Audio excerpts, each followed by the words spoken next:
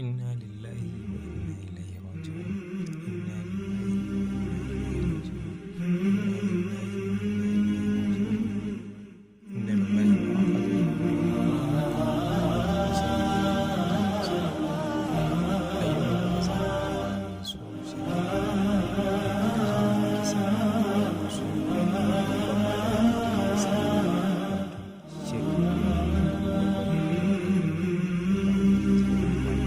karshen tambayar da amsa a wajen tafsirin Al-Qur'ani wanda tafsirin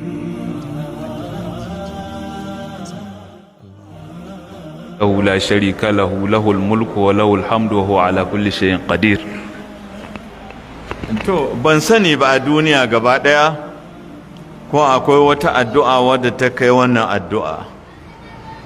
Shi yasa Annabi sallallahu alaihi wasallam ya umarce mu bayan kowace sallar farilla in mun sallame cikin azkar din da zamu yi mu karanta la ilaha illallah wahdahu la sharika lahu lahul mulku wa lahul hamdu wa huwa ala kulli shay'in qadir.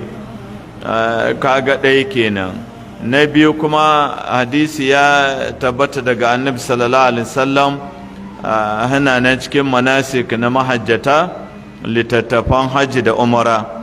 Annabi yake cewa khairu du'a arafat, mafificiya addu'a ita ce addu'a da aka yi ranar arfa.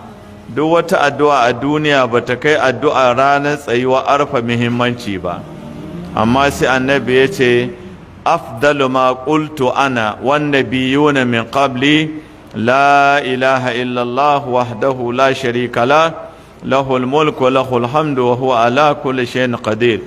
In ka zo da ruwaya yuhyi wa yumitu wa huwa ala kulli shay'in qadir duk abu ɗaya ne. Annabi sallallahu alaihi wasallam ya ce mafifici addu'a ita ce addu'a da aka yi ranar tsayuwar arfa, kuma lafazin addu'a wadda ita ce mafi addu'ar da manzannin Allah ke yi da shi kanshi Annabi Muhammad sallallahu alaihi wasallam ita yi hiba muhimmanci a cikin addu'o'i ne na tsayuwar arfa. Sai ya zo da wannan lafazi ya ce la ilaha illallahu, ma'ana ba wani mai haƙƙi na abauta mai shi kaɗai sai Allahu wahdahu la sharika la, wahdahu la sharika la, shi kaɗai yake baya da abokin tarewa. Lahul mulku wa lahul hamd, dukkan mulki ya ƙare gare shi nashi ne, kuma dukkan godiya ta tabbata ga Allah subhanahu wa ta'ala, wa huwa ala kulli shay'in qadir, kuma shi mai iko ne akan komai. Ko da yake a cikin wannan lafuzza ba a roƙi tuwo ba, ba a roƙi hura ba, ba a roƙi wata buƙata ba na zahiri, amma kuma gashi Annabi sallallahu alaihi wasallam ya ce ita addu'a ce mafificiya a duniya, musamman ranar arfa. Sai malamai suka ce dalili shine ba a faɗi wani abu ba, aka zo da lafuzzan tauhidi aka mai da komi ga Allah, wato ma'anan shi wato ka nuna ma Allah ka ba shi zaɓi ya duba abin da ya fi alkhairi gare ka na duniya da lahira shi maka.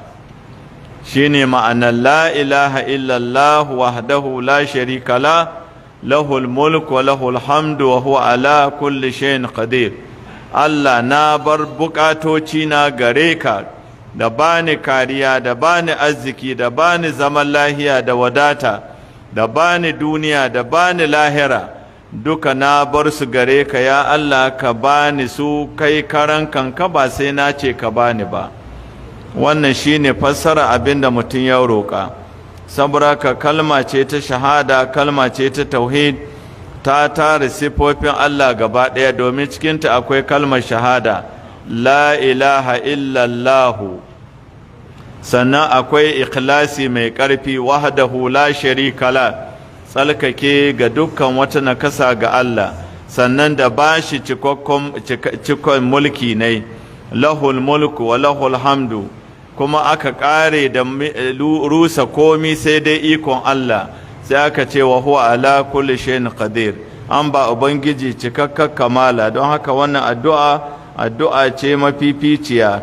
In mutum zai addu'a ya sa ta cikin abin da zai karanta cikin azkar dinai, kuma bayan kowace sallar farilla mutum ya karanta ta aƙalla sau ɗaya. Wallahu a'lam.